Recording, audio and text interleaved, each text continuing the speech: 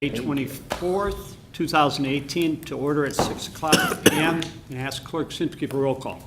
Mayor Gunther. Here. The clerk's here. Trustee Addington. Here. Trustee Barker. Here. Trustee Barry. Here. Trustee Guzzo. Here. Trustee Little. Here. Trustee Nero. Here. Attorney Zemanek. Here. Village Manager May. Here. Finance Director Parker. Here. Barely.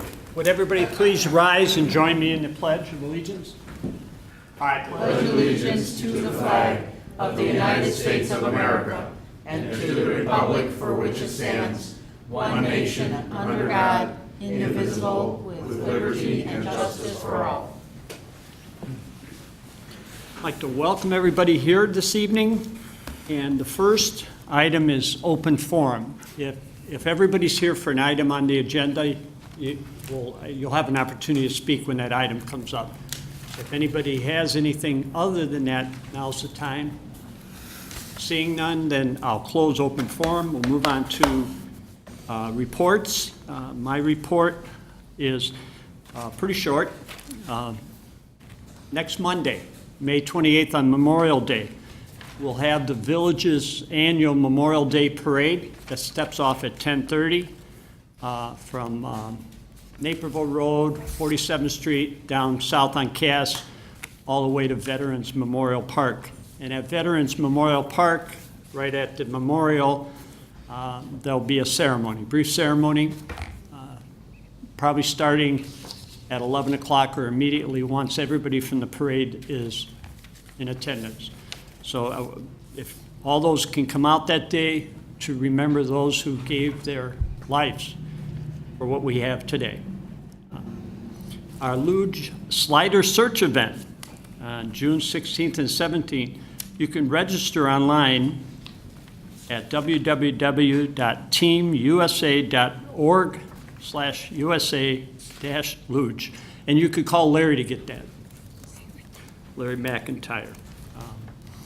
And again, have an enjoyable Memorial Weekend. I'm sure that Trustee Addington is going to say about the barbecue, so I'm not going to say a word. So when we get to him, he'll talk. But Clerk Simpson.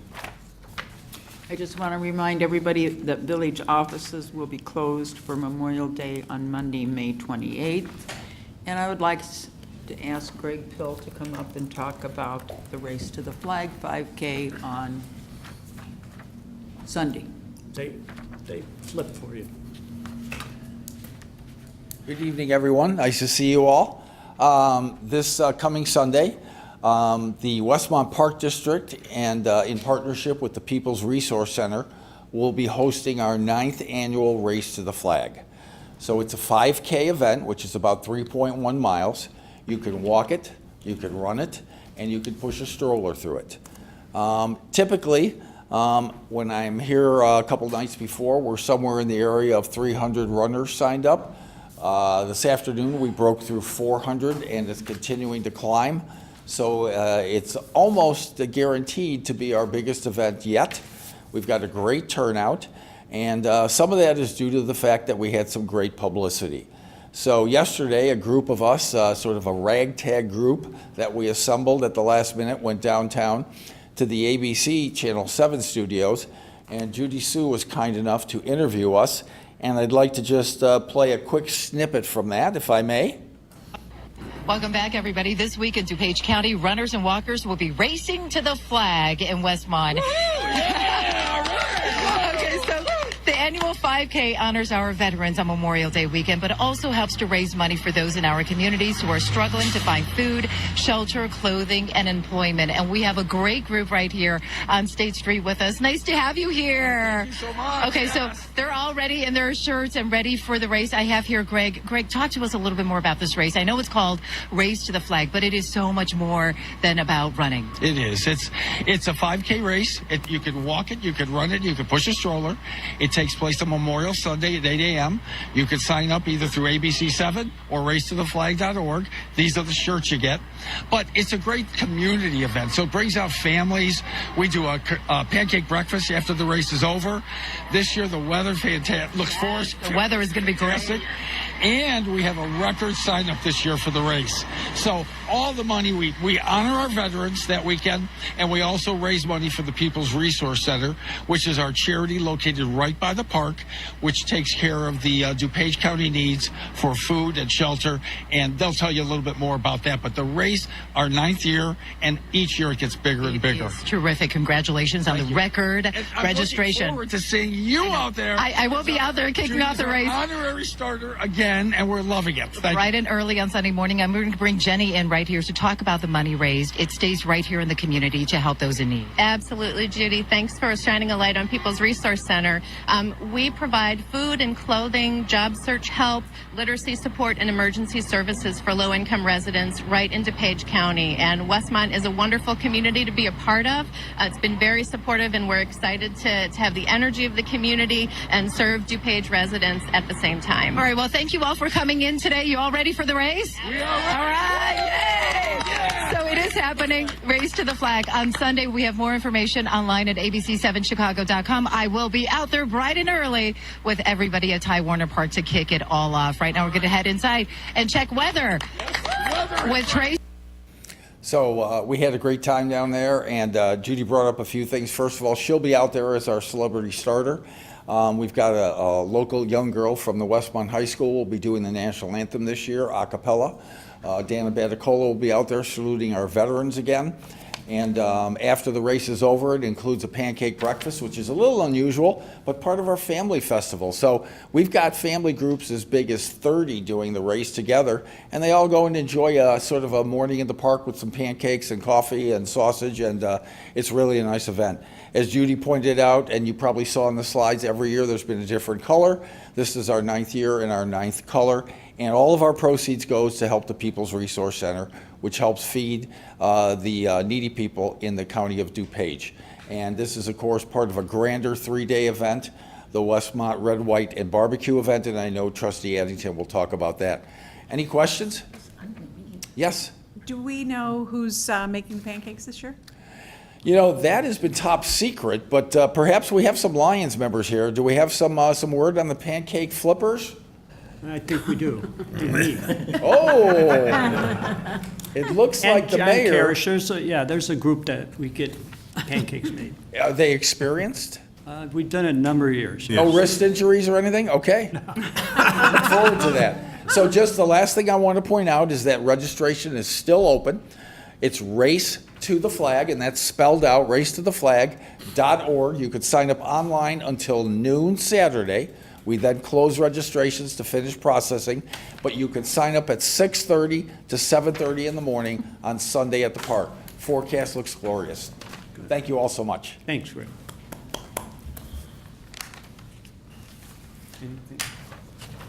Nothing else? No, just come out Memorial Day to the parade and to the ceremony. That's also a very nice experience. We all get very emotional, but it's wonderful. So come out all weekend. Come to Westmont. Thank you. And now to follow that, I'm going to go to Trustee Addington so he can add the other event that's going on at the same time. Okay, got a couple things this evening, and why don't we do the red, white, and barbecue first, since we've got it going. The red, white, and barbecue is in its 12th year.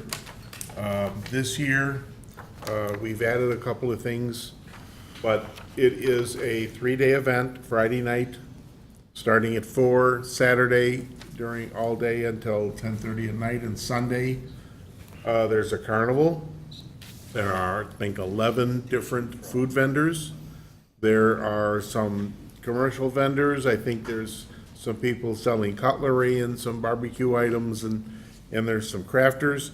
And then we have 4 competitions this year that add up to 206 different teams, or teams competing between the steak competition on Friday night, which there's 45 so far, cooking steaks. Our our backyard event on Saturday, which is now become extremely successful. We got 48 folks coming in to do the backyard. They cook chicken and ribs. And then on Saturday afternoon is our first professional event. And this year, the professionals will be cooking chicken, ribs, pork shoulder, and brisket. And then on Sunday will be a repeat of the professional tournament a second time around, except that on Sunday, they're adding a fifth meat. They're doing a pork loin. So when you add them all together, that's 206 different teams in the 4 events. It's the biggest thing we've ever had, and as far as we know, it's one of the biggest events now in the entire Midwest. So we're very pleased with where it goes.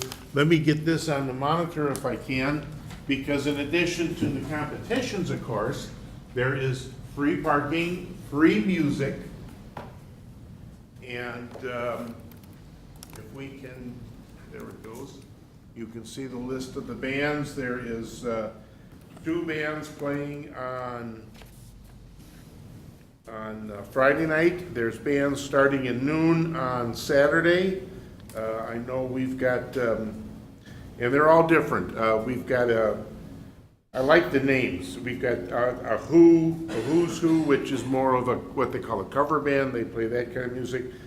We have country at 8 o'clock on Saturday, and then we have a very interesting thing going on Sunday. We have our USO show, but on Sunday afternoon, our local high school is bringing a couple of jazz bands over. One of them is a group of German exchange students that are presently visiting our high school, and they have a band, and they will be playing at the Red, White, and Barbecue. So I've never heard German jazz, but if you come Sunday afternoon, you will. So we're kind of looking forward to that. It's going to be a lot of fun. There's lemon shake-ups. There is, with the warm weather, there's Stolcombe Creamery. There's the Tropical Snow folks, in addition to 5 different barbecue vendors who cook some just unbelievable, tremendous barbecue. So again, we hope that people will come out. Weather's supposed to be good. Like I said, it's free parking, free admission, and we hope to have a lot of fun. Sponsored by the Westmont Lions Club, and this is our 12th year. So that takes, any questions? I think, Jim, all the profit stays in the community. The Lions Right Club here, turns around and absolutely. puts that all into the different programs. Yeah. Matter of fact, many of the teams, in connection with what they're doing with Race to the Flag, after both competitions, Saturday and Sunday, because these teams, you know, you don't cook a slab of ribs to turn in when you're competing for cash and prizes. Excess meat that they want to put someplace, they will turn in after the competition on Saturday afternoon and on Sunday afternoon, and that meat will go over to People's Resource Center. I think last year it was about 50 pounds of cooked meat between the brisket, the pork, and some of the other things. And that, again, will also go over to People's Resource Center. And I guarantee you, the folks that they help, who then get some of that, they're very happy because it's good meat. These people are good competitors. They're good cooks. I always tell the story that I never know who's cooked the food that comes in, but you'll get a rib and you don't have no idea who cooked it, which one of the teams did, but you take a bite of it and just say, "Oh my God." It's very well done. So it's spectacular, and we have had a lot of fun with it. And we have made, for the Lions Club and for the local community, this event has generated an awful lot of money. So we're going to continue it. Good. All right. The other thing I have to mention is next week is the last week of school. And so I think I mention this every year. School's going to be out. I think District 201, their last day of school is on next Friday. And Marker School System, their last day of school is a week from Monday. So after that, kids will be out, they'll be riding their bikes, and they'll be playing, and so please, everyone, be careful. Protect our children as much as you can, And then the third and last thing that I have this evening, and you all have a report on your desk, Tuesday morning was the meeting of the DuPage Mayors and Managers Conference Executive Committee. Some interesting things. I had talked to you last month about the program that mayors and managers restarted with several of the other COGs called Protect My Town. Well, the report that we got back Tuesday morning from Matt O'Shea, who is our legislative representative down in Springfield, says Protect My Town is working. The legislators are extremely aware of the effort and the number of communities that signed on for that, and the fact that he felt that so strongly that he said that he doubted at this time, things can change overnight down in Springfield, but at this time, he did not see in the budget that they're bantering around to hope to try to pass as any reduction at all in LGDF for this upcoming. That doesn't mean it isn't going to change, but that's what he reported. They have a 50-50 chance, he thought, of actually having a budget passed. It sounds, with everything that we know that goes on in Springfield, that sounds, gee, that'd be great. And it would be the first one in a long time for our state legislators. But you can read everything else that's on there. There's one bill that's gaining some traction that talks about taking that Department of Revenue bill from last year that was taking a 2% service fee for any checks that were written to the village and reducing that to 1%. Now, there's also a couple of bills that reduced it back to 0, but this one might have some traction to it. We're past the deadline for bills going through their respective houses. They have until, they have until the 25th, which is actually tomorrow, for any bills that were passed out of committee in the House to go through the Senate committee, because they still plan on adjourning on May 31st, the legislators for the summer. So that kind of gets you up to date. You can read all the stuff that's on here. The Cullerton bill that we all were kind of hoping would gain some traction, which talked about using part of the home hotel tax money for general purpose revenues, is not dead, but it's on life support. It's got a lot of support from Senator Cullerton.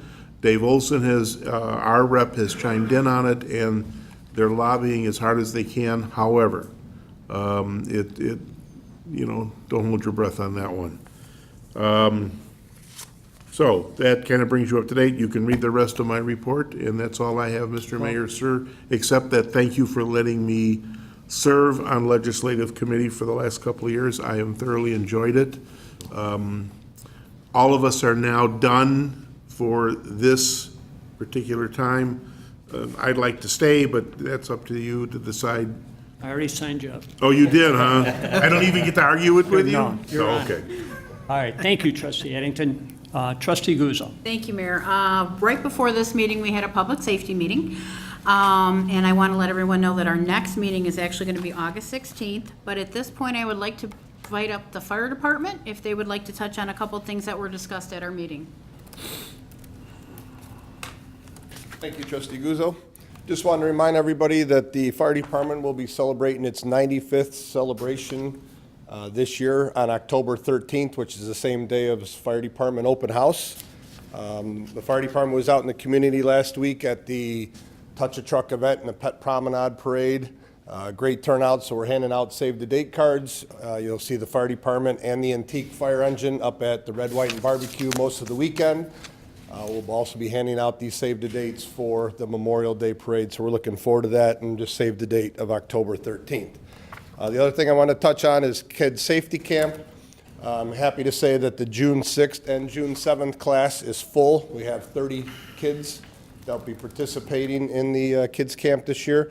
However, we still do have classes available for July 31st and August 1st. We have 20 students currently, and we can take up to 30. So if you know of anybody, please have them contact Chris Hardy at the fire station at 630-981-6400.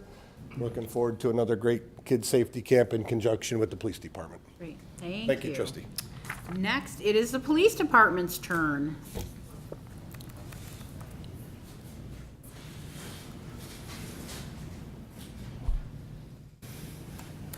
Hello again. Just want to provide a recap from the public safety meeting from our end. Our Cop on Top event was very successful. We raised $3,509 for Special Olympics. According to Deputy Chief Gruen, this is $600 more than we raised last year, and since we've gone to the north side and the south side Dunkin' Donuts, it's the most money that we've been able to donate. So it was very successful. Also coming up is our Westmont PD open house. It'll be held on June 2nd. It starts with the auction at 9 o'clock. There is a small time frame before that to view the auction items. And then the auction will start promptly at 9. And then our open house will kick off from 11 to 3. There'll be facility tours, vehicle tours, events for kids, and food provided by the Lions Club. Thank you.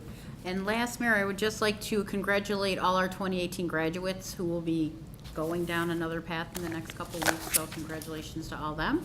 And that's all I have. Oh, thank you. Thank you. Trustee Barry. Thank you, Mr. Mayor. And thank you to the Lions Club, Trustee Addington, everyone for the red, white, and blue.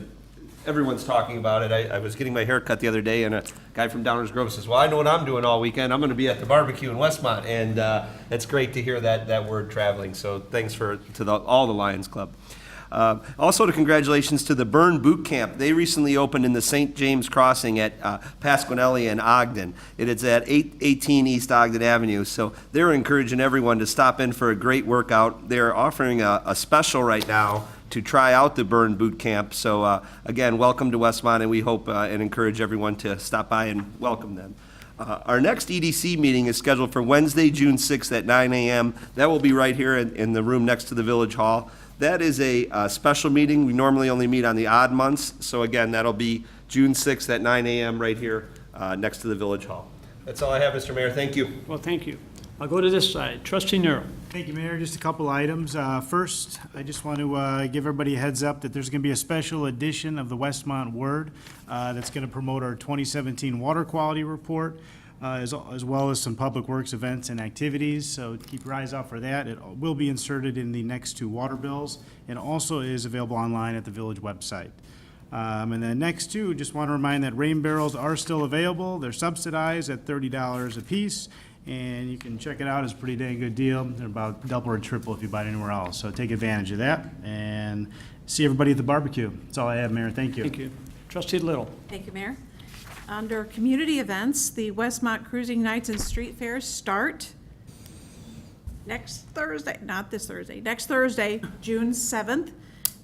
They're held every Thursday night, and it's through June, July, and August. This year, we're going to have 13 cruising nights for event total, and then something new this year is stepping at the street fair. It's kind of, you register your Fitbit number of steps, take an hour and walk around, and you could win prizes or raffles by the number of steps that we register at the end of the hour. Another thing is the Taste of Westmont, and I know the Red, White, and Barbecues now, but we also have to plan for the Taste of Westmont. That's coming up. Save the date for Thursday through Sunday, July 12th through the 15th. We have the next administration/finance committee meeting will be June 7th at 4:30 in this room, so come out for that one. We have a community branding meeting is Wednesday, June 27th at 6 o'clock at the public library. The agenda will include information on our upcoming community perception survey, our mural initiative, and other programs. Under communications, our social media campaign has been extremely active in the last week. We've had activity there for over 1,000 hits for River Sweep. We had 500 hits for the Blue Ribbon campaign, 1,700 hits for multiple posts on Cop on Top, and another 3,000 hits for Public Works regarding their plantings in the downtown area. So thanks to everybody for hitting the social media and keeping it up and keeping it alive. And that's all I have, Mayor. Thank you. Well, thank you. Trustee Barker. Thank you, Mayor. A couple of things this evening. The Environmental Improvement Committee had issued a annual report for 2017. I gave everybody up here a copy of that, and it just shows you the hard work that those volunteers are doing on behalf of the village, and we're very proud of their efforts. And they will issue an addendum shortly about the work that's going on this year, so that you have a look ahead. They held that off. The reason it's delayed is they held it off as the new chairman. I became familiar with the operation of the group and the work that they're doing there, and I could, better represent them. So the annual report is there for your review, and let me know if you have any questions about that, but also know that they're working hard on our behalf, and we appreciate that. And also, this past weekend, they had the DuPage River Sweep, and I emailed Director Ramsey as well as John Yater, the forester, and they did phenomenal work, successful work in Smith Woods. They had about 16 people out there doing that work, which was even better than the storm drain stenciling. Who would have thought, right? But it seems that it was popular and that we had volunteers sign up for that through the village website. So they were grateful for that help as well. And then coming on June 11th is the, we started out as it was called Dark Skies, and it had a nice mysterious title, but it's really about light pollution and overlighting. So the library is hosting a speaker on June 11th at 7 p.m. that talks about that particular topic, and their program there has been very well received as well. And then lastly, I'd like to let everybody know that the bees are back at Richmond Gardens.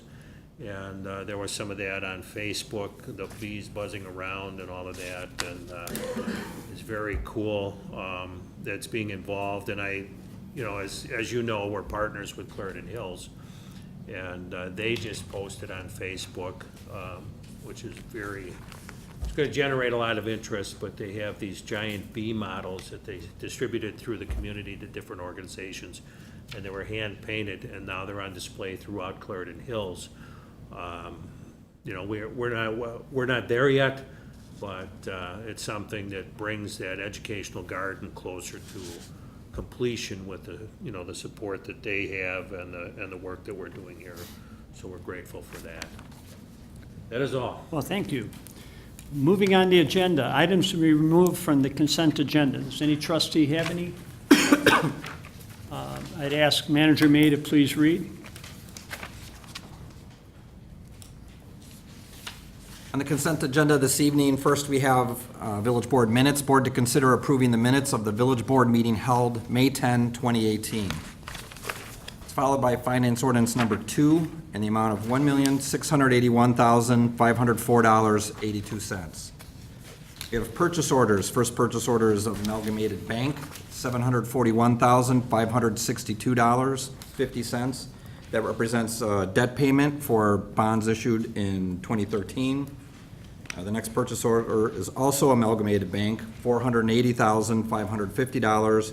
That's debt payment for 2017 bonds. Curry Motors, $30,086, represents one replacement vehicle in the police department. And the next purchase order, also Curry Motors, is $86,781, and that represents 3 police vehicles. We have Governmental Insurance Network, $229,456.70. This is a deposit. This is our our new insurance network. We have there is no terminal reserve built up yet, so this is an immediate deposit in that dollar amount, and it is also the dollar amount we pulled out of the last one. So this isn't a new expense. It's just moving it from one network to the other.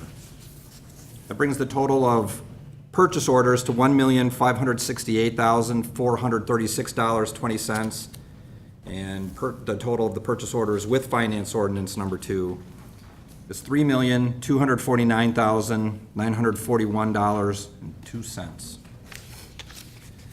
We have hotel motel grant requests. First one is for Concerts in the Park, $2,500.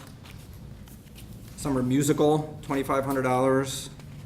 Haunted Forest, $2,500. And Holidays, $2,500. I'm sorry, Holidays is $5,000. These are all together. We're in a new fiscal year, so these are from the funding source that's for the entire year. I know you like to know what the balances are. And assuming approval of all these grants, that'll still leave a balance of $17,500 remaining for other grant opportunities. That does complete the consent agenda, Mayor. Okay. Do I have a motion to approve? Motion to approve Addington. Second, Little. Motion made and second to approve on the question. Ready? Seeing none, roll call, please. Trustee Addington. Yes. Trustee Barry. Yes. Trustee Little. Yes. Trustee Barker. Yes. Trustee Guzzo. Yes. Trustee Nero. Yes. Motion passes. We'll move on to new business, A. 433 Plaza Drive, CamRed LLC. Board to consider an ordinance approving a request for site and landscaping plan approval from CamRed LLC to allow a parking lot expansion in the M Manufacturing District. And Manager May. This item did go through planning and zoning, and they made a unanimous positive recommendation on May 9th. The project is, this is, if you remember, it was, I forgot the name, Auto Works. It was a body shop on Plaza Drive.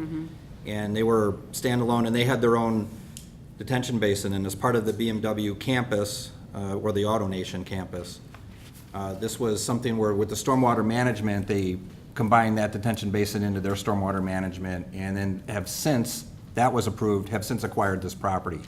So this is allow the, for those purposes, the regrading and the ownership, and this is site plan approval, and it's, but it's in addition to that bigger project. Do I have a motion? Motion to approve, Nero. Second, Barker. Motion made and second to approve. Questions? Nope. Roll call, please. Trustee Nero. Yes. Trustee Barry. Yes. Trustee Little. Yes. Trustee Barker. Yes. Trustee Guzzo. Yes. Trustee Addington. Yes. Motion passes. New business B, engineering agreement, East Burlington Reconstruction Project. Board to consider ordinance authorizing an engineering agreement with Thomas Engineering Group for design study phase 1 and 2 engineering services for the East Burlington Reconstruction Project. And I think, Assistant Director Noriego. Good evening, Mayor. Good evening, trustees. This is engineering agreement with Thomas Engineering to perform Phase 1, Phase 2 engineering, which will reconstruct Burlington Avenue, the east leg from Cass Avenue to Linden. The reconstruction will also include the realignment of the roadway to accommodate the future development, also coordinate efforts with ComEd for the relocation of their big utility through that section as well. It will also include traffic signal study and upgrade possibly, and also the resurfacing of Cass Avenue at that intersection for about a block. Staff is making a recommendation to approve the agreement in the amount of $113,360. I have a motion. So move Guzzo. Second, Nero. Motion been made and second. On the question, how many companies did you give you quotes on? They were the logical choice because they're also the engineer that is also working with the our downtown alley project. They have much of this area already surveyed. Oh, gee. All right. Any other question? I would just want to point out to the public that this is going to be a key part to future economic development in downtown, and I know we've worked on it a lot, and this is going to be a good thing, and I know a lot of these things are spent under the ground that people don't get to see, but long-term, this is going to be a real positive for the downtown, so thank you. Thank you. Any question? I failed to mention, if there's any question on any of these agenda items, raise your hand. If not, everybody, roll call, please. Trustee Guzzo. Yes. Trustee Nero. Yes. Trustee Barker. Yes. Trustee Little. Yes. Trustee Addington. Yes. Trustee Barry. Yes. Motion passes. New business C, video gaming tax amendment. Board to consider an ordinance amending Chapter 10, Section 10-83, and Chapter 22, Section 22-1167, to remove the 500-foot distance separation requirement for video gaming establishments. And I'm going to look to the Attorney Zemanek for information. Yeah, thanks. I consider this a housekeeping matter when the village allowed video gaming and then sought to regulate or restrict it a little bit. The first course of action was to enact this 500-foot separation requirement between establishments. The board then considered further restrictions and decided to regulate it more fully through the liquor license process, where different classes of license were created, and thus do away with the 500-foot separation requirement. So it was removed from the zoning ordinance, and a public hearing was held to do that. But it also appears in the business licensing section of the Code of Ordinances and in the liquor section. And we're seeking to have that distance separation requirement removed, consistent with what the board did with the zoning ordinance. So it will only be regulated through the liquor licensing process. Do I have a motion? Motion to approve, Little. Second, Barker. On the question.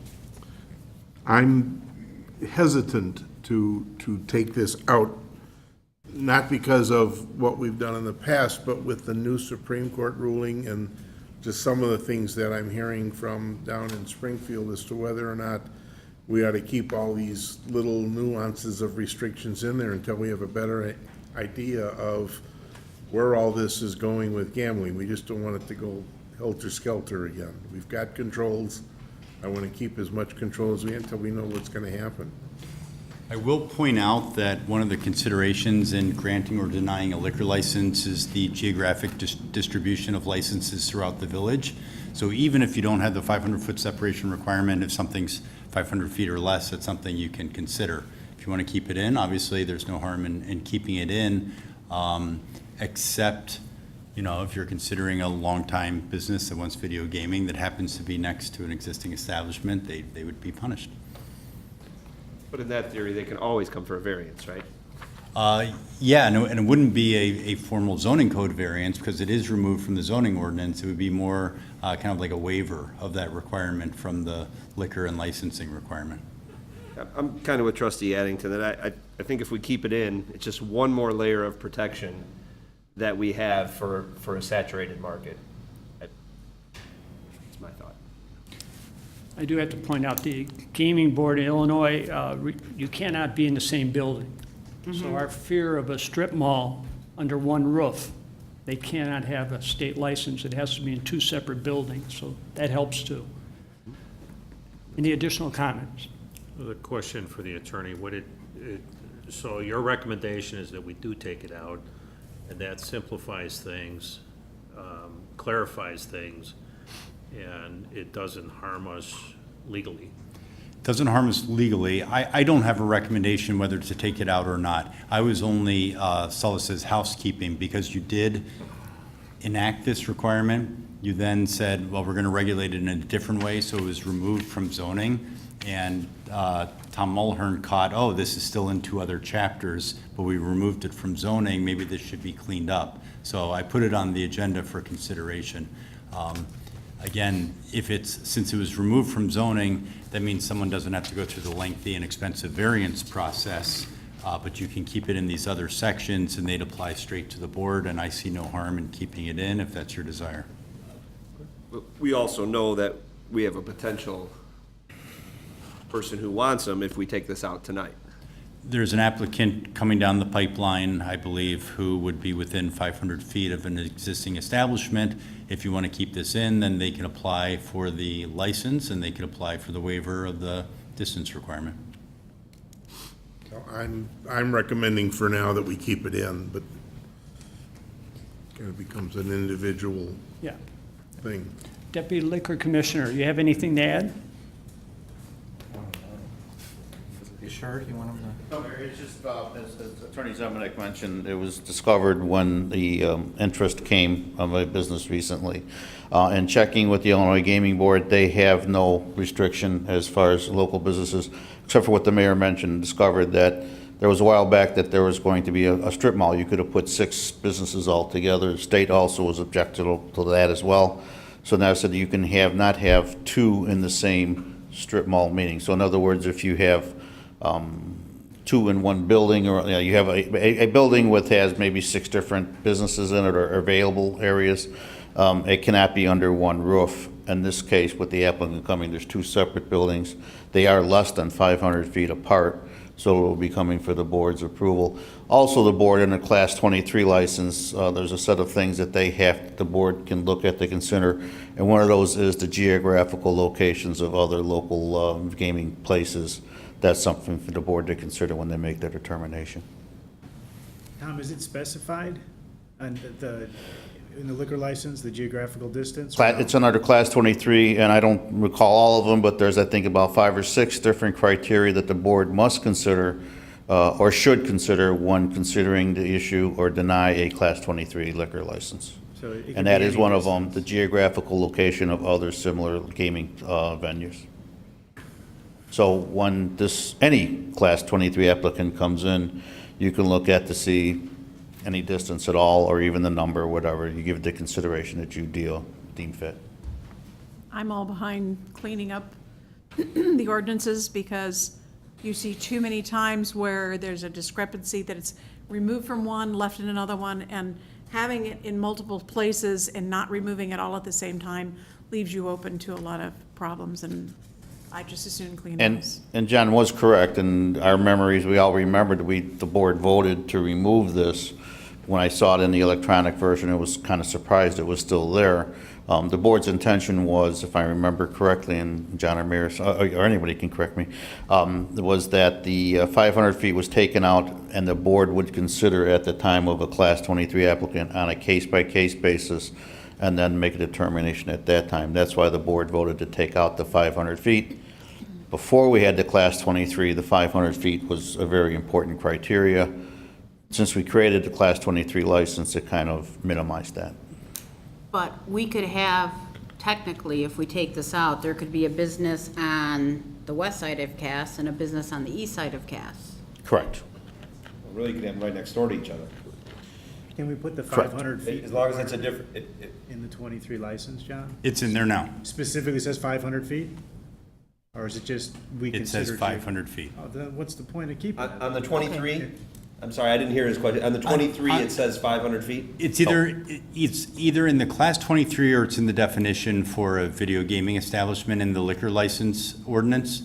So It's the same thing. I guess we might need a motion to table this then, and we really need to know that. Is it in the liquor license, the 500 feet? it is. It is, and I for believe sure. it's under, there's 2 different sections, that's why I wasn't seen. It's not under the Class 23. There's a separate section of prohibited activities in a business, a liquor license business. Under there was gambling, and in the gambling was the 500 foot. That's where it was put. It wasn't up in the Class 23 or the licensed classes. It was put in a restriction area. And then it was also placed in the zoning, which we didn't know about as, well, I didn't know about as well. So. It sounds like we're protected, because I think what most of us don't want is to go from, Vincitori to Fleming's to Blitz to, because those are separate roof. Correct. So they would qualify under the state. But if it's in there, I'm with Linda, if it's already in there and we have the 500 feet, you're telling me tonight, we have that spelled out in there. So I think Linda said something different.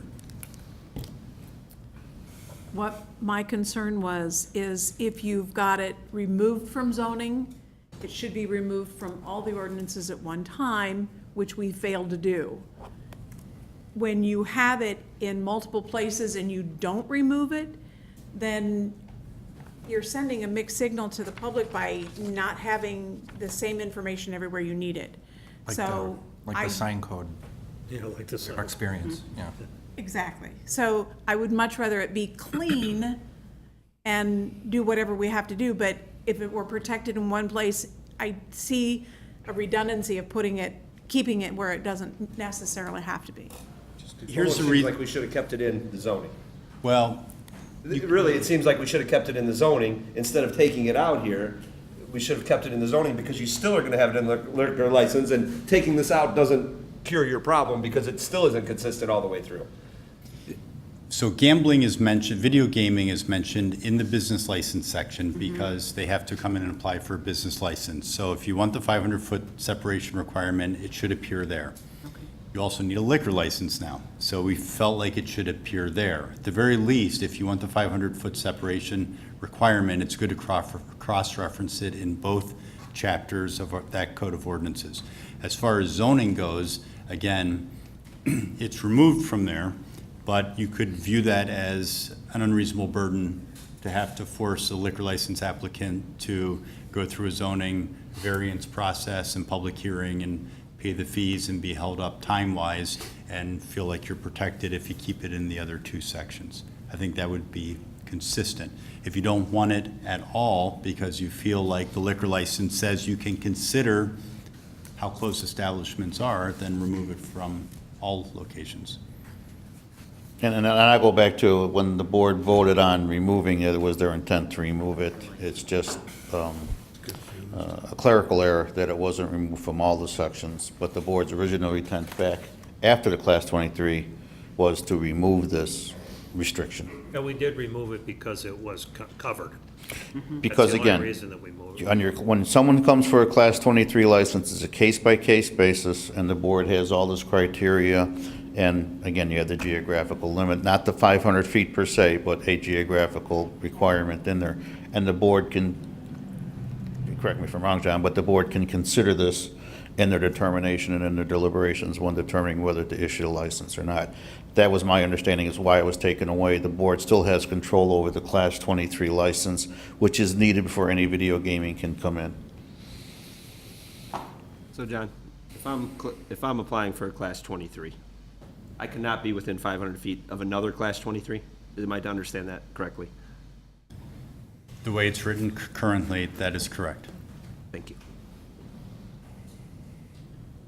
But if this is passed, then that would no longer be correct. Right, then they can apply. That's what they're changing, right? That's what they're considering Right, changing. that they're free to apply, and you can consider, well, how close are other establishments? It doesn't have to be strictly 500 feet. It can be 1,500 feet. You might say, well, we got one 2 blocks away, and we have another one 2 blocks the other distance, and while that's more than 500 feet, we think that's too many in this area. So basically, this pushes us into a case-by-case scenario, which is what we wanted. Right. Originally. Originally, They are that was our anyways. original The 23 is request. always a case-by-case scenario. Yes. But again, tonight's action, if this passes, takes that 500-foot clause out of it. So we're all clear on that. So then you could have two right next door to each other, correct? If we approve it. If we approve If it. you approve this tonight, two No, businesses right next. If we approve I'm the asking the attorney, case-by-case. actually, at this point. If we approve this tonight, if this passes, two businesses next door to each other could have video gaming. If you approve the Class 23 liquor license So for there them. will be no 500-foot with that restriction on knowledge. it. Correct, Okay, very good. Thank you for clarifying. But we would have to approve it. yes. Or any board at that point. Yes, okay. And maybe just for clarification, when we put the video gaming in Westmont, it was done for our existing businesses. It caught us by surprise that, excuse me, we had cafes apply. And that's when this board put a limit on the amount of video gaming, capped it, put the Class 23 to have more control, and it's our discretion if we want them open anymore. That's why there's a lengthy discussion tonight, because we don't want all video gaming next to each other. We want to limit video gaming, and we like our existing businesses to have that. And now they're required to wait a year in business if they can apply, and then it's not guaranteed. We don't want to guarantee any of this, because the board has to decide if they want another one. So, any other? I would just comment on our existing parlors. They have been wonderful businesses for our community. We have seen zero problems. They've generated a lot of income. So again, we do like those existing. We don't want a saturation of those. But Yes. those businesses that have come into our community have been wonderful. We have not had headaches through the police department, minors, anything like that. So they've been a nice addition to the community. They really have. So, but thank you for the clarification on it. Any other comments? And the motion is to approve the change or removing the 500 feet. And I'd ask Clerk Simsky for a roll call. Trustee Little. Yes. Trustee Barker. Yes. Trustee Guzzo. Yes. Trustee Addington. Yes. Trustee Nero? Yes. Trustee Barry? Abstain. Motion passes. Moving on, new business D. Now, we have, the next several items are all going to be annexations, involuntary annexations, so we're going to read. I can go one by one and ask comments on those specific, or we can do comments all at one time. And when I read another address, you're welcome to come back up. But I think all of these are going to be related from the standpoint of how they relate to the boundaries of the village. So we're going to consider the first one, 6320 South Cass, Westmont. Board to consider ordinance approving a request from the Village of Westmont to involuntary annex the subject lot into the Village of Westmont. And I'll turn to Manager May. Yeah, I think there's a large audience, and I have to assume that this is what they're interested in tonight. And for background, and the village board is very familiar, but there are multiple areas within the Village of Westmont that remain unincorporated. And this is the second time this is what we would just call our second phase, but the first time, you'll recall when we were dealing with the North Westmont Fire Protection District and the Special Service Area that was up there. So the first round of these annexations were done for these. They're either single parcels, wholly surrounded by the Village of Westmont, but they themselves are not incorporated in the community. Or sometimes there's I'll call it an island. There might be several parcels together, but also surrounded in the community as well. So for the purposes I just mentioned for the special service area, we did that first phase and we did those parcels on this one. Here we're what we call internally phase two. These are all the parcels that are left. They're primarily in the southeast section of town. These are, there are a couple on the west of Cass Avenue and one almost closer to Fairview Avenue. But these are all the parcels that are left that are also wholly surrounded by the Village of Westmont. Like I said, they're either a smaller parcel or a small acreage that are in there. The rights of way adjacent to these properties are already in the Village of Westmont. The services are all the same as for those that are in the Village of Westmont. There's little differences like the fire protection districts. And here too, at least the ones that are in the the southeast quadrant of town are in what's called the South Westmont Fire Protection District, and there's other good reasons for doing this too. But once incorporated, they will be removed from that district and in the Village of Westmont, so that one cost goes away and another one is included with the village rate. But is the library a separate increment of that? The library is a separate rate from the village, but it's all part of it. So if they're annexed into the village or annexed into the library as well. So, I mean, the tax bills would look different because things are in different places, but there's even one or two of these parcels that are currently existing today in the Tri-State Fire Protection District when everything around them are served by the Westmont Fire Protection, as a department of the Village of Westmont. So this all cleans that all up and brings that all together. This does not complete the annexations we have to do in the community. I know that's all we're interested in here tonight, but there are, the rest of the territories will be in the southeast, and these are areas that are, that we do have formal boundary agreements with the Village of Clarendon Hills, Village of Willowbrook, and the City of Darien, and those boundaries, those agreed boundaries bisect some of these islands, and John said, I can't do it in part, you have to do it in whole, and therefore, that's not being considered tonight. So tonight are only the addresses and the parcels that are in a island that is wholly surrounded by, the law is one or more communities, but it would be the Village of Westmont or the Village of Westmont and one other community, but on our side of the boundary. There's actually a lot there, But it's a process that's not unique to Westmont either. Most communities, if they have small islands of property dotted throughout their communities that are wholly surrounded, would like to have those communities brought in to their town. Makes sense from a municipal service standpoint, a zoning and planning standpoint. And you see this as a fairly common practice. From a homeowner's standpoint, it may seem odd that if you're wholly surrounded, a community can annex you, other than your right to come up here. It's not voluntary on your end. It's something the village can involuntarily do to your property for planning purposes. Now, just lastly, in some of these cases, we weren't even aware that these were not incorporated properties, and there might, actually in the first phase, I mean, there was building permits processed and everything and treated the same way. I didn't even get into water rates for, potable water, the in-town rates versus the out-of-town. So there's again, a lot of good reasons to be doing it. And it was DuPage County that pointed out, in some of these cases that were on there, and only using their, our recent access to their GIS did these islands stand out as being existing. So some of them were surprises. And the county wants to consolidate special districts, and they've asked us, our fire department, to absorb those south. Or eliminate unnecessary levels of a government. So that was one of the driving forces. It's true. I'm sure we got comments. Pretty much the same response is going to be for all of them, so if you want to come up one by one to the podium, if you want to say anything about. If not, you can wait. You can come on up.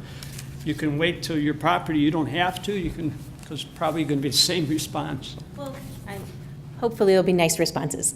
We're at 6027 South Richmond. How is this going to affect our taxes? We're families, we're small families, we're hardworking families. We just want to make sure that it is involuntary, but that we feel, safe and welcomed, but we don't want our taxes raised. How is this impacting our taxes? We're looking at Spencer. Yeah, so can you describe the increment or the rate and the how it applies to valuations?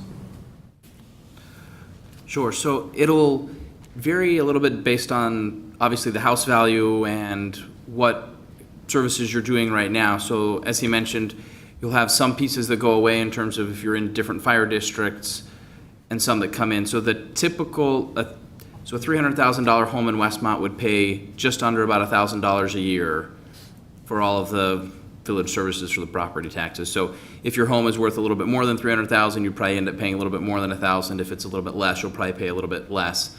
And that's a rough average. That includes the village as well as the library altogether.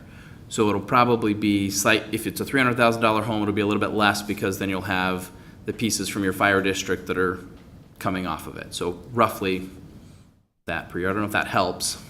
Well, also, obviously, this is it's a scary thing, to feel like, we're being pulled in somewhere. Some of us are on wells, some of us are on septic. Does that impact us at all? We've been able to choose and keep what we have. Are you guys going to force us to do some things?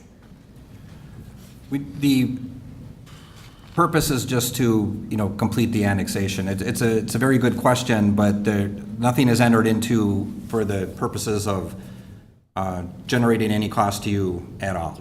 So there are other properties in town that are, remain on their well, but I have to qualify all of that is that we do have an ordinance that requires that if you have a potable water supply available to you at your location, meaning somewhere along the frontage, that there's an obligation to connect to that.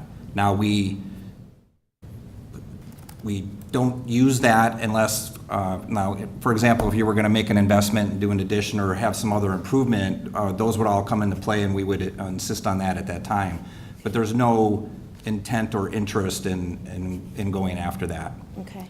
The sewer is a separate entity. Most of you, if you're east of Cass Avenue, would be the Flag Creek Water Reclamation District. If you were in fact on septic, that would be that. Even now, if you've had water available and you hooked on to the Village of Westmont water system, our utility, the costs would be the same as far as the hookup and the permit and doing all that. The difference would be is, as an unincorporated resident, you would have a much higher rate for usage than in-town people do. Okay. But if you're on a well, that's not relevant. So there's wanting to be on water, it's definitely an asset to be in the Village of Westmont. In fact, some people to get our water, enter into a pre-annexation agreement with us because they're not physically in a place where they're connected where we can annex them. Okay. So I don't know if that helps. It does. Okay. And one last question. The garbage service. I'm understanding that around us, the communities were encouraged or forced or whatever to take waste management, and we were not. So we have a much less expensive service. You're going to force us to go on to waste management, because that's not fair. That triples our cost. Waste management is, it would be an expectation, using the scavenger that has the franchise agreement with the community. Now, I understand the comments about the cost and everything, Yeah. but for, just for additional perspective from our point, having multiple scavengers driving down the same street with the heaviest vehicles that these streets see is not good for, the pavement condition, the maintenance, and the costs we have to maintain that pavement too. So there's good reasons to not want that multiple traffic on there, why we have a franchise agreement and why we have a requirement that even commercial properties have to use the same vendor as well. How long is that franchise agreement for with waste management? It goes through 2024. It's a long time to be paying a lot of money. Groot is much more inexpensive, and it's a good service. You guys should consider that when it's time for it to come up or sooner, because it's $120 a month versus $58 a month. It's a lot of difference. And as a family, that hits our budget hard. Thank you. Thank you. Anybody else?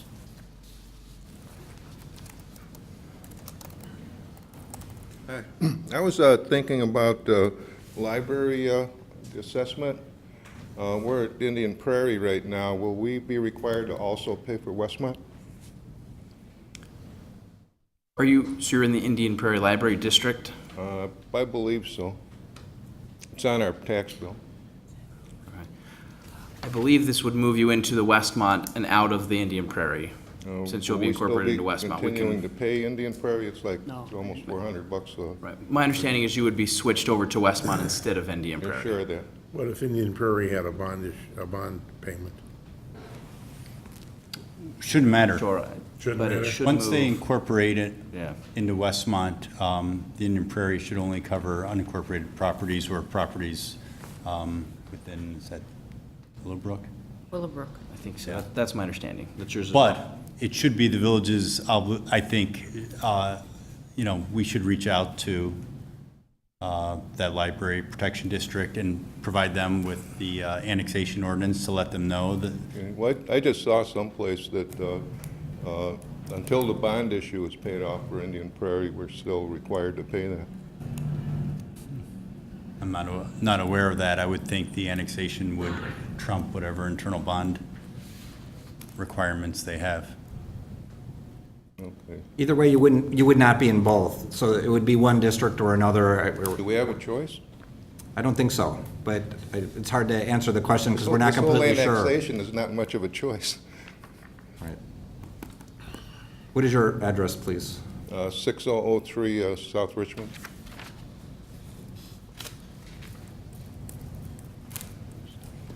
Like since we are not these districts, I don't have good answers for you on how that happens automatically. With my example with the fire protection districts, we've had other experiences in that, and it is my understanding that the county does that automatically. That doesn't mean the county clerk or the assessor's office is flawless. Sometimes it takes some following up to do that, but because they are districts and they'll have district boundaries which might change with the annexation, I can be 99% sure you would never be in both. It would be one or the other.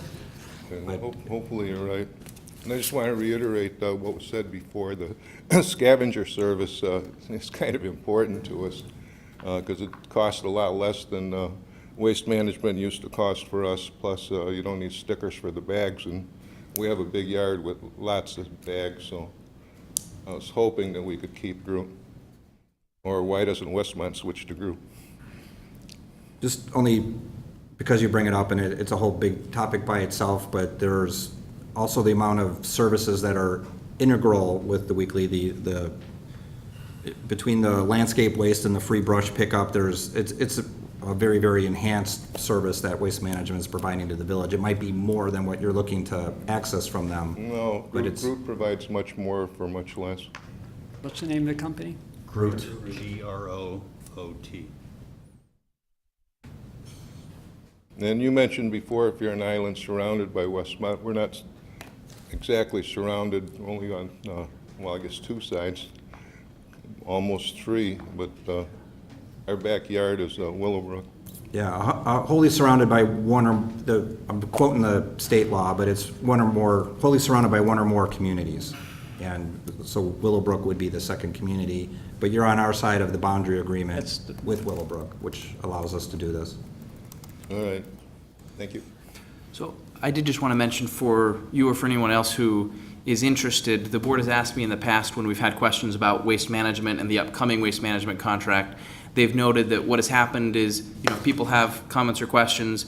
They often aren't aware when we get to where we are considering the contract or when it comes up for renewal. So they've asked that if people have questions or comments or are interested in coming back when it is up for renewal, I can be happy to stay afterwards and get your contact information so I can email you or reach out to you when that does come up. Sometimes it comes up if there's an extra service the village is interested in or if we're up for renewal in 2024. But I'm certainly happy to get your contact information to reach out to you in those cases. Hey Spencer, just a quick question, you might not know it, but what's the approximate cost for garbage on a monthly basis? I mean, I know we get it with water and mine's usually like $100. I think it's close to $28 or something. Let me check, hold on. I'll pull it up really quick. I just want to clarify. Usually has that memorized. I did hear that it's over In $120 $100 a month, and I know I don't pay $100. It's significantly less than that, yeah. Yeah. That's why I wanted to know, but. It's, pull it up really quick. Steve, Yes. Well, it's, garbage comes on the water. he'll get it now. And Mr. Mayor, I know Mike Ramsey's not here tonight, but I would just want to make a comment on our water. We have some of the best water around in all of the western suburbs. So any of you that would want to hook up to our water, it is absolutely fabulous here. We test it regularly and much different than well water would be. So if any of you are interested in that improvement, Westmont continuously ranks very high on their water out of the tap. So the garbage service is $28.64 per bill, which is every other month. So that comes to a little bit over $14 a month. Actually less than you're paying today, right? You said $28 a month you're paying now? 17. So actually less than you're paying now. Yeah, but I think when, come up to the microphone and state Tell us your, where you I'm live. sorry, state your name so we. We can- are at 6027 South Richmond. Thank you. So I think the additional costs added in is when you throw out yard waste. So we have to look at how much that costs for each bag. So if we throw out in the summertime 8 bags a week, we don't pay anything additional for Groot. So that's where a lot of that cost comes in at. Got it. So that's a pretty big issue that we need to look at. And again, waste management during the month of, what month is it? November and March, you are allowed, I believe, unlimited bags in March and in November. Of leaf pickup. No, but No, that's, I know. it's for spring Leaves. cleanup, and it was what we negotiated into Trustee the deal Barry? to work with. Trustee Barry? Well, it's a change. It's a change, right? I mean, it's. Just to be clear, that's for leaf pickup only. Yeah, leaf That is pickup. not landscape waste. The unlimited Correct. bags, yes. They're interested in the lawn service, right? I understand. Good evening. I'm John Larson. We just recently, a year ago, acquired the property at 5806 Western Avenue. And I have a question about the water and sewer. Just to clarify, you say you won't force a connection to the water or sewer, but you can force that if you want to, correct? That is correct. There's nothing saying a month from now or a year from now. That is accurate. So there's no guarantee? We can't get a guarantee No. that you won't do that? There is an ordinance that's saying that it's expected. I'm saying we have not done that yet unless there was another improvement involved. Okay, and you say there wouldn't be necessarily a fee for connecting to the water. But what about the cost of the actual service? Running that into the property, water or sewer, that could be on some of these properties, 100 or 150 feet, pretty expensive. The connection would be, and as we handle it, when you're interested to do it, the copper and the tap, there are fees. There's connection fee. You're just talking about the tap. You're not talking about the services. There are fees associated with the permit structure for making a tap. So you have the tap, you have all the copper goods that go there. That permit fee will include the copper all the way up to the valve box, which is. But nothing in your property. We do not do any of the private installation. That would be part of the permit that you would pull. So your plumber would do that. So you're talking, if you required it, that could be another $20,000, $30,000. I don't know what the value is, but it is additional cost if we were to require it. If you were to require it, that's what I'm wondering. How do we know that you're not going to require it? I guess you don't. So I would say, with the taxes, whether they go up or not, an extra $10,000, $20,000, $30,000 for all these houses, that's quite a hit. If you should decide to do that. It's accurate. I don't know about the dollar amounts, but the point is taken. Well, I was a plumber for 30-plus years. Yeah, okay. So you know. But a garbage fee of $20 is one thing, but if you have to replace a sewer or well and pay for the services from the street to the house, I don't have an extra $30,000 this week, or $60,000, or some houses have their septic in the back, which means a complete reconstruction of your system. I would say, if you're going to require it, maybe you should put in there that you're not going to, that you grandfather in a past system unless there's an issue. Actually, you made me think of something a little bit to the opposite. Not only would it not be grandfathered, but I mentioned, permit activity or some other improvement to do that. I should also add that in the event that your well failed, you would not be, actually DuPage County wouldn't let you reinstall the well. You would have to hook on at that time. A new water service would be comparable cost-wise, and, that wouldn't be an issue. A new well can be expensive. But I'm just saying, if you have a perfectly good well, even if you require it, lots of times they still allow it for yard use, so it isn't run into the sewer at all, for grass watering and whatnot. If you were on municipal water or the public water supply, you would not be allowed to maintain your well, even if you did it voluntarily. That's, actually, the county does not permit that. For a risk of cross-connection. Yeah, I'm just saying, even if you threw in the fees to connect, including the tapping and that, it's a drop in the bucket compared to the actual cost of putting the services into the houses. So I would urge you maybe to take that under consideration. I also think if a septic tank fails, which has about a 20-year lifespan, that could be upwards of a $20,000 improvement to Well, that replace can be the septic expensive, tank. too. Obviously, if they failed, you couldn't get a permit again for a new well or septic. But if they're in working order, I just would like to know that, you're not going to require that until there's a failure or until there's a need to update or add on to it or whatever.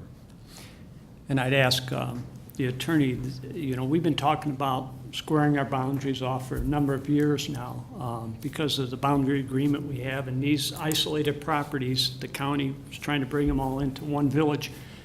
Since there are a series of them, we state that they're not going to be brought into water unless they request it or they do an addition? We can specify in the ordinance annexing the properties the conditions under which they would have to connect to water. Or we can do standalone annexation agreements with the property owners. I guess my last question would be then, what's the timetable for the annexation itself? Legally, if the board were to pass the ordinances tonight for the properties, the plats would get recorded probably within the next 30 days with the county and would become effective at that time. Okay, thank you very much. Thank you. Mayor, could we have a show? I'm interested in a show of hands from these folks. How many of them are on private wells? Are you all? Well, let's do it the opposite way. Who's on village water? Yeah, is anybody, is it Two. our water or somebody else's water? Couple. One, yeah. Okay. Okay. So they're already on our water, nobody else is? No. My question was whether they were in somebody else's town. That could create another problem. Okay. I didn't understand the tail end of the last answer. What's the effective date of when it would be official? Essentially immediate. Of course, we all hope that this doesn't pass, but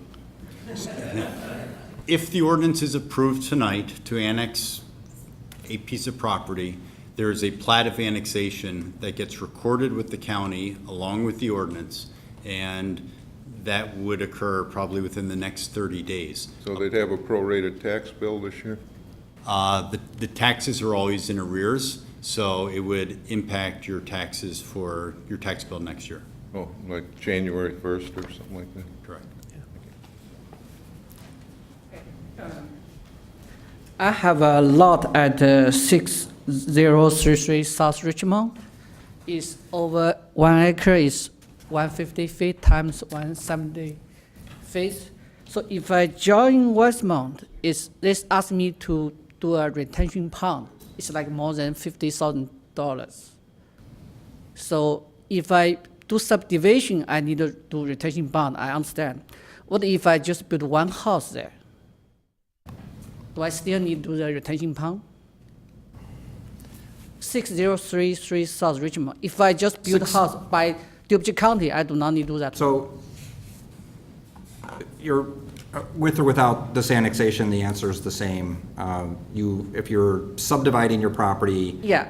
that will kick in, not only Westmont level, but DuPage County, you'll have a stormwater management Okay. issue. But So how what if I that's a- just build, do not do subdivision, just build one house there?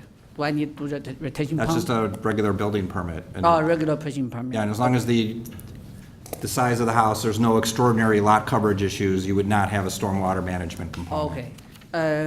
I have another house at 601 South Richmond. It's close to this lot. Before it's unincorporated, then I joined Westmont to get public water. As I know, when you join Westmont public water, there were two fees. One is they charge by the feet for piper. One is for one-time charge for the connection. It's more than like maybe $13,000 6 years ago. So if I join Westmont, I build house at this my lot, how much do they charge right now? Because if you charge by the feet, if they say from the north side to my north, even the water pump, water side is already on our side. I know all the water part is already on side, each side of Richmond. So how much you charge by the feet? So you're describing, so there's, when someone wants to connect, and let's just say it's voluntary, you have your cost of administering the permit and all the inspections that go with that, there's fees with that, there's a connection fee that, represents the impact on the entire distribution system as, having you as a customer. And what you're describing at that other location is somebody else built that water main at their own expense, and they extended it down, let's just say down the block, and they lived at the far end, and it went past your property. They built that all and at their own expense. So it's called a recapture agreement. So the prorated amount of what it takes to build that water main is assessed against the property, and you pay a per linear foot of frontage for that. I don't know, I'm just not familiar, but if at the time you applied for a building permit, if there was a recapture fee recorded, it could be any variable dollar amount from a couple dollars to, tens of dollars per foot to recover the costs of that water main construction for the person that built it in the first place. But it's not if we build it, but a private developer. Yeah, there may be examples where we have a recapture agreement, but it's usually when a private developer or a private individual, builds the water main, and they don't want to wait for the water main to come to them. They install it and recover their costs later. Or a new subdivision goes in and they have to extend a, water main down to their location to serve their many parcels. That developer might have a recapture agreement against the. Oh, I see it's water pump already on all the side of the Richmond. All the people here is in the Richmond.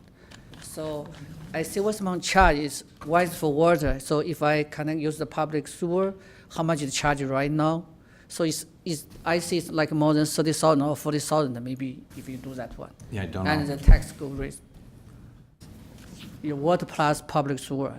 For the one is for the pipe for the feet, they charge by feet, and the other one is for connection. So I see a lot of money there if you really use the service of Westmont for the one-time connection. But in your case, you don't have a well or septic on it, it's just a vacant acre of land? I have septic tank right now at 61 South Richmond, but I already connect the Westmont public water. So I join Westmont to get the permit, but I see other people, they just use high contract, they do not need join Westmont. And they have to, if I join Westmont, get permit, I need 2 hearing. I need to send a letter to all the labor to ask them. But if they have contract, it's less money and less time to spend. But I guess the acre you own, is there a house on it? Yeah. Okay, and you've got a well and septic? Yeah, before I get a well septic tank. Right now I get a public water, but still use septic tank at 61 South Richmond. I have under lot at 6033 South Richmond. If I want to build a house there, so I want to see how much it costs there. So is 2 questions. One is how much the connection the Westmont public service, and one other question is by the retention pond. You already answered my question. Yeah, So- that physically can't be answered tonight. Okay. Anyway, but you would speak with community development or the village planner downstairs when you're ready to subdivide, and they can go through all of that with you. Okay. So if I not do subdivision, just join Westmont to build one house, I do not need to do that one. So I still check with Westmont, this department, to see how much it costs for the public water and sewer. Right. Also downstairs, it's the building division of the community development department. You would apply for a permit for the water service, and those will all be Okay. pre-calculated for you so that you would know. Okay. Okay, thank you. Thank you.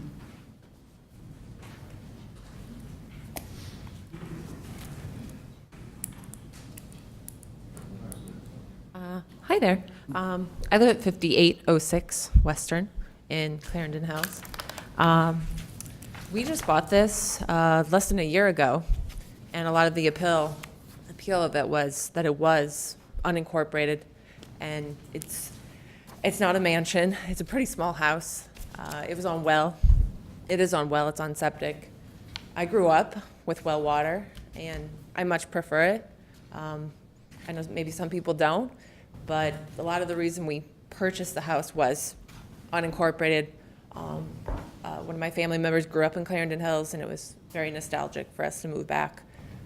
From what I have researched, just kind of looking around at Westmont taxes for a similar house, and we have a very large lot, but a very small house, our taxes, from what I can understand, would almost double.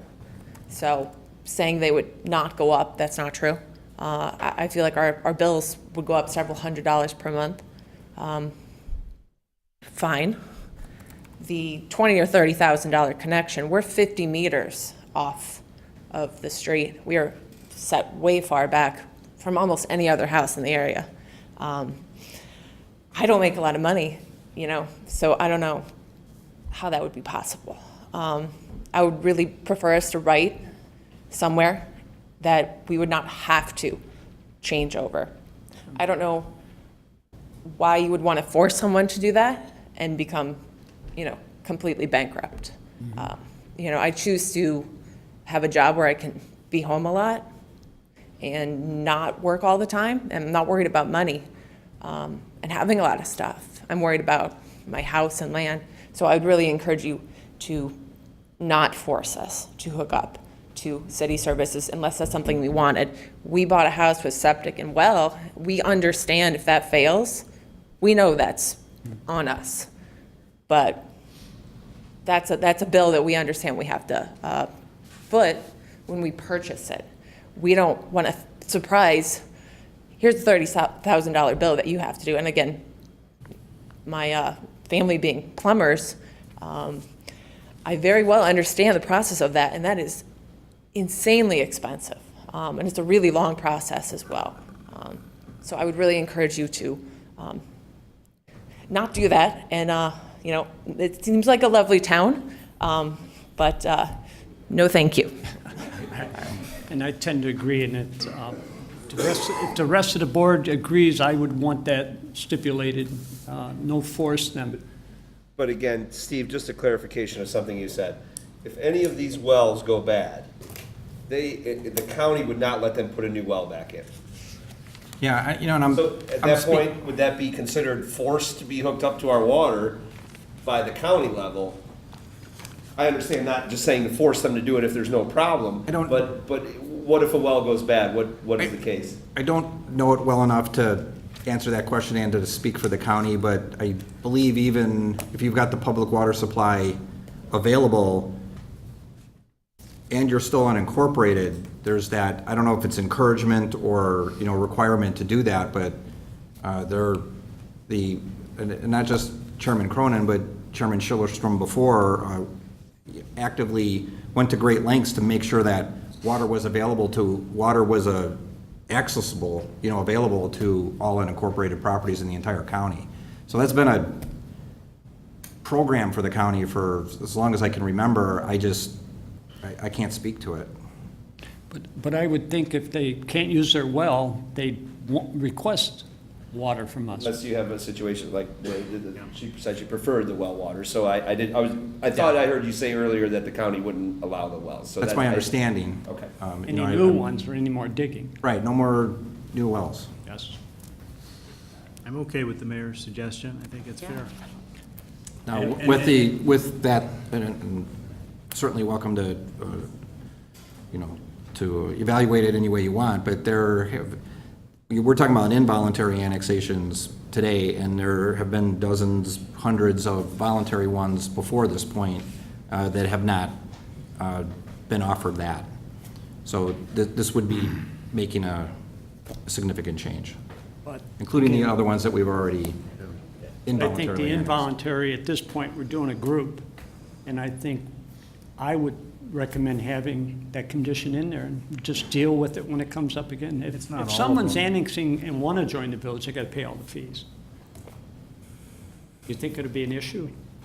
No, because I think the village's policy has been simply because you are forced annexed, we're not going to force you to tap on the village water unless you're doing an improvement or unless your well fails.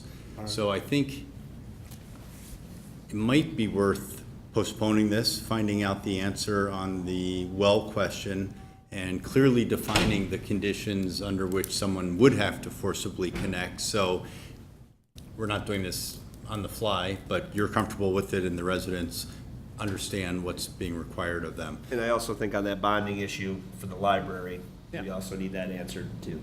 There's some questions that came up tonight that we could have some answers when this comes back up on the agenda. The garbage rate, I think we kind of answered that, but the unlimited pickup all year long is different. And I hope we can get an estimate of how much cost to connect to Westmont service for public water and sewer.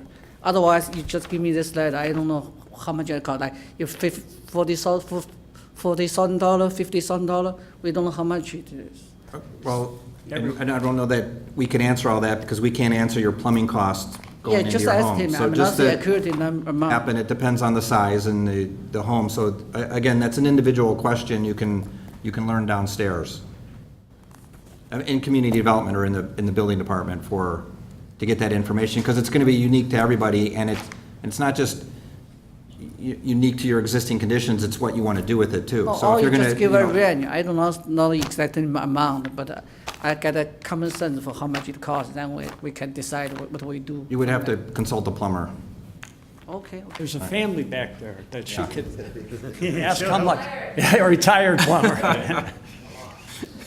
So do we need to postpone them all? Motion to postpone them all? I'm Bronny Samarji. We're the owners of 5802 Western, and we're in the process of getting permitting for building a new home on that property. Obviously, the county of DuPage is a little bit different requirements than the than the town of Westmont. And all we were asking is, can we delay the annexation so we get through the permitting process so we're not delayed and have additional costs of reconfiguring things for the village of Westmont? I mean, we don't have a problem of annexing eventually, but being that we're already into this, we just ask that, 6 or 9 months that we can delay this so we can get In your through. estimation, when do you believe the permit would be ready to issue? Well, I guess, subject to DuPage County, but within 9 months. Oh, the permit itself? No, I'm talking about completion. We're at completion of the home within 9 months, but we're I hoping understand within- that to actually Yeah. construct it, but, Yeah. how long do you, your estimate to issue the permit so that you would have that in hand? Depending on their delay, how backed up they are, but within 2 months or so. That's typically. You what- submitted it already.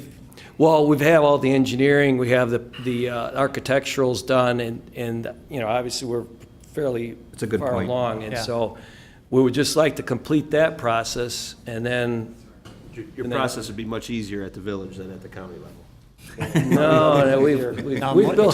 different we've built- requirements, yeah. We've built here before, we've built a couple homes. I mean, there's not a Yeah. whole lot of new construction going on in the last You might need sprinklers few if you years, don't but, know. but in any event, we were hoping to get that through and then obviously That's get a fair- annexed at that point in time. Once you have permits issued by the county, you've got vested rights in those permits, so the village can't come in and say, aha, you've got to build now under village codes. So once those permits are issued, as long as you are proceeding with construction and those permits don't lapse, you'd be able to build under DuPage County permits. Okay. I'd appreciate a copy of it when it's issued. Oh, we appreciate that. I mean, we're going to pursue this. Obviously, time is money for us, so we'd like to proceed with this as quickly as possible. What water 5802? source are you using? Pardon me? What water source will you be utilizing? We have a well that's perfectly fine, so that's what we're going to be using, the well. And then maybe at a later time, we'd hook up to the, water. We'd make source. provisions if they're, if the buyers would want to go for the Westmont water, we'd have provisions there. But we had the well tested to make sure there was, we had an outside service come in to make sure the well is functioning properly and it's a good source of water. Are you also on septic? We would be hooking up to sewer. We'd be hooking up to Flat Creek. We wouldn't want to put a septic there. And, just a question, is that something new that DuPage County doesn't want any more wells? Or? It's just again, I'm not speaking for anybody, but I've had a much longer career in public works than I've had in public administration, and that has been the tone that I remember for a long time. But I'm not intimately familiar with it. It's not anything I follow. It's just an awareness. People do hook up to the city water, for drinking and everything else, but they still keep the well for watering the grass and gardens. That So I'm it's- pretty certain cannot be done. I know a couple of people that haven't. I'm sure it occurs. It's not permitted. No, I thought they let you do that if it's. Not in Westmont. I don't think anybody on DuPage Water Commission permits that. In 2007, when I purchased my last home, prior to that, they switched to city water. And 2 years after I bought it, the county health department came to me and said, hey, you gotta seal this well. We weren't even using it, but they're striking down on it If all. you're not using it, yes. Even if I was using it, couldn't have both. That was in 2008. My mother-in-law, actually. What's her address? Easy,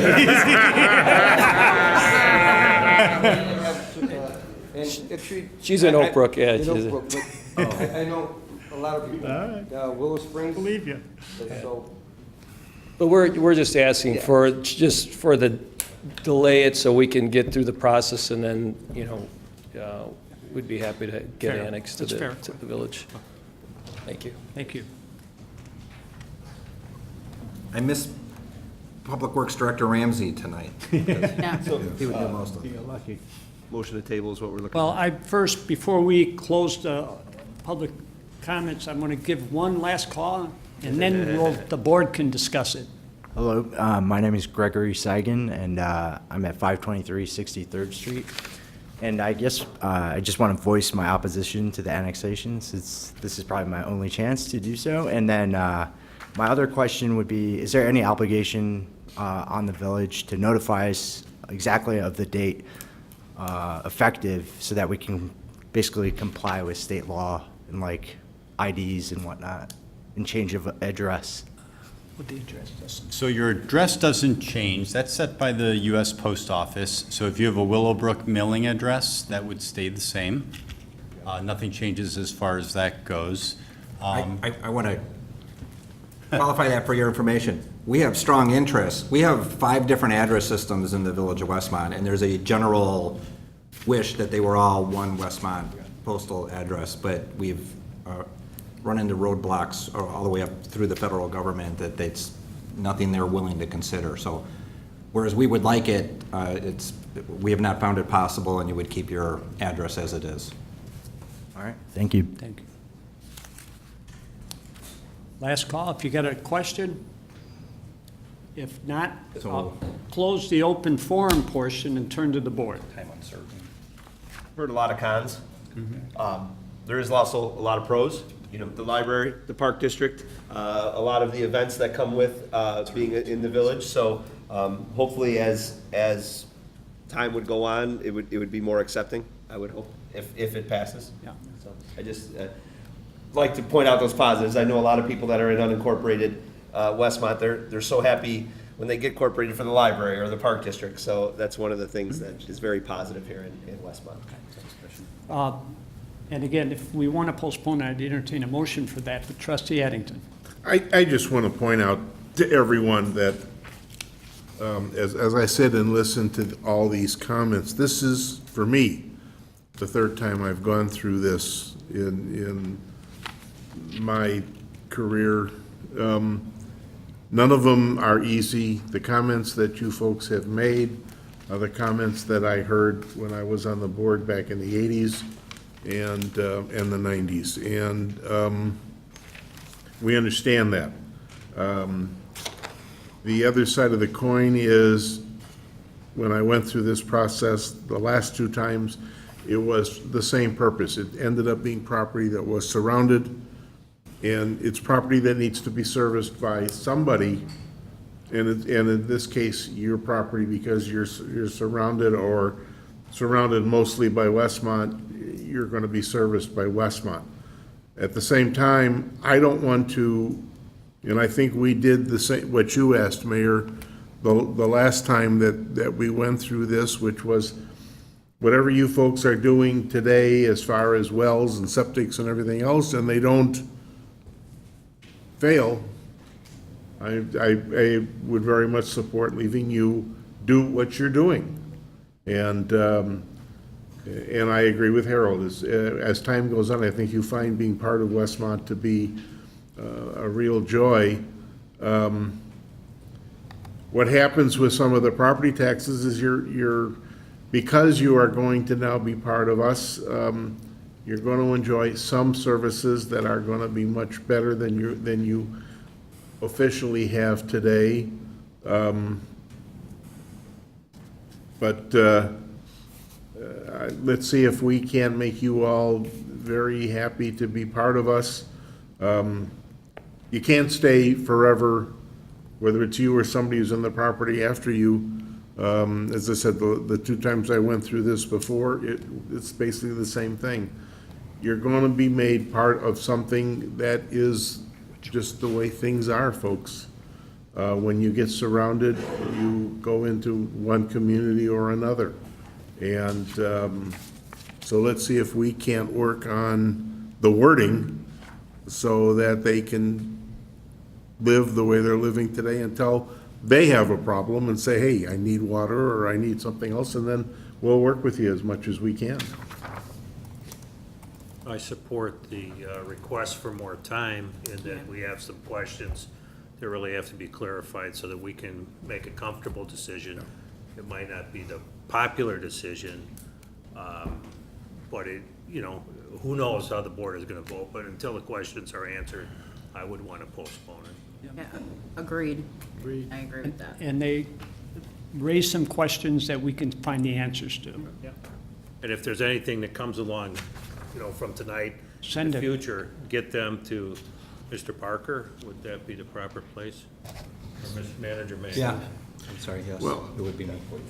Let me throw one more question out. The very first item for annexation is the 17-foot piece. That's thank you, because I'm taking other notes. There's two parcels that I think that you've got no concerns proceeding with today. The 17-foot piece is the one that is off of Cass Avenue, and it's kind of That's like the the 63 flag foot, of yeah. the 63rd Street parcel. And then item E, 630 West 65th Street, are certain parcels on the Westview Hills Middle School campus, when the rest of them are incorporated, and they are right now already asking for a meeting for building improvements that they want to get going in the summer. So I'm not going to speak for anybody else, but I would imagine they would like that complete now so that it does not encumber the rest of the work. And that doesn't affect any of these folks? No. Is that E, and what's the other one? D. D and E. D is the Cass Avenue sliver, and E is Westview Hills Is Middle anybody here School. on those two properties? Okay. So could we make one motion and postpone the rest? We'll make what I'd recommend is a motion to approve item D, and then after that is voted on, a motion to approve item E, and then we can consider a motion to postpone the rest. So, To approve D? motion to approve D, Second? second. The motion is to approve involuntary annexation for 6320 South Cass in Westmont. Motion to approve, Barry? Roll Oh, they roll already call, did. please. Wait. No. Need a second. said No, second. Linda did. Linda Yes. made the motion, right? Oh, You Steve made did. the motion. I Okay, I'm sorry, everybody was talking at once, it was a little hard to. We never do that. Okay, now I'm ready. Okay. Roll call. Trustee Nero? Yes. Trustee Guzzo? Yes. Trustee Barker? Yes. Trustee Little? Yes. Trustee Barry? Yes. Trustee Addington? Yes. Motion passes. Now I need a motion for item E, 630 West 65th Street in Westmont. Motion to approve, Little? Second, Nero. Motion been made in second to improve the annexation. Anybody hear about that property? Seeing none, roll call. Trustee Little? Yes. Trustee Barry? Yes. Trustee Addington? Yes. Trustee Nero? Yes. Trustee Guzzo? Yes. Trustee Barker? Motion passes. We're going to ask the attorney the appropriate motion now Can I to. ask a question first? It might be just worth asking if there's anybody else that's interested in proceeding, because we do, if they were going to do it anyway, they have no costs if we do it. As far as the preparing the plats and all of that. So is anybody eager to get this done? No. Okay, thank you. I don't see anybody doing cartwheels. Okay, before the motion, Attorney Zemanik's got a comment. Question as to how long we're going to postpone this. We can postpone it indefinitely until we get answers to some of these questions and then put it back on a future agenda, which is fine. My comment, if that's the direction, is these homeowners are probably interested in what some of the answers are and should be notified again as to when this is going to be reconsidered. Alternatively, you can postpone it for, let's say, 2 meetings from now where we have a date specific, assume we can get these questions answered and within a month, and then the homeowners know exactly when to come back. And that would help the building. That would be the June 21st board meeting, is that what you're? And that's one option you have available to you. And there was the one comment about, we're kind of just waiting on when the building permit gets issued. I mean, I'm sure they'd like to postpone it anyway, but we don't want to postpone it and then still have not have the permit issued. I suppose we could always just not act on that one location at that time. Yes. And again, you're talking 30 days from that process. If what John's telling us is accurate, which I assume it is, that once they've applied, that's going to override it anyways, why would we have to wait? It's not applying, it's getting a permit granted. Oh, until they give you okay. Ah, okay. So one other question, since we're talking about building into the annexation ordinance language about water connections, it's worth in this interim period reaching out to DuPage County and say, we've got applicants for a building permit. If we were to annex the property, can we specify that the county can issue a building permit under a pending application? And would they be okay with that? And then we can go ahead and do this all at once. That would be great, I think, to get that all answered by the 21st. And Is that feeling is to postpone it till the 21st? Yeah. So everybody here knows that'll be the next time we'll meet here and have probably addressed those questions that staff has been writing down. Is that enough time for staff to answer all that and with the county and I everything? would think so. Okay. I hope so. Okay. Is it, We can postpone it again. does a month, yeah, we can always postpone again, but does a month work for all of you?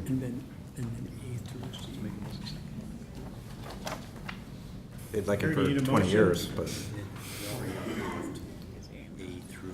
You need a motion? Postpone I got it. F through. K. I guess the motion would be to postpone F through K As a block as a block. until June 21st, 2018. Second, Barry. Motion been made and second to postpone. Any comments? Seeing none, roll call, please. Trustee Nero. Yes. Trustee Perry. Yes. Trustee Little.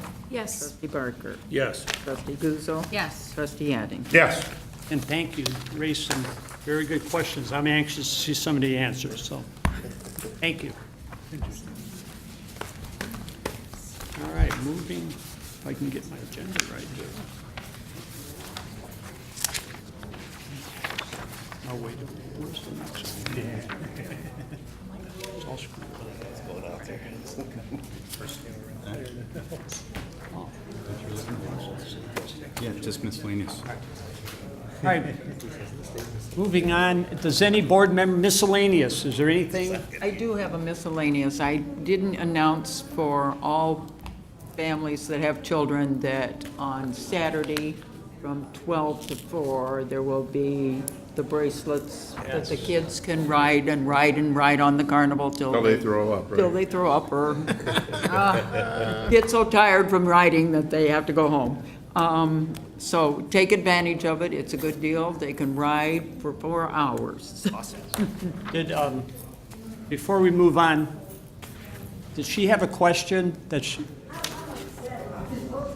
No, I didn't know if you had a question before we adjourn the executive session.